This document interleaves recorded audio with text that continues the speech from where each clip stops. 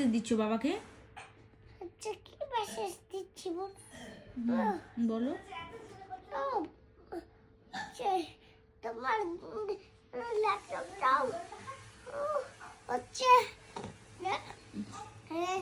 এই চার্জ নাই, তোমার মোবাইল, তোমার সাদা মোবাইলটাও এই চার্জ নাই, আমার আইফোনটাও চার্জ নাই, আর তোমার হচ্ছে এই তোমার ল্যাপটপটাতেও এই চার্জ নাই। তো কি বলতে চাইছো? বাবা তুমি এই চার্জ দিয়ে দাও।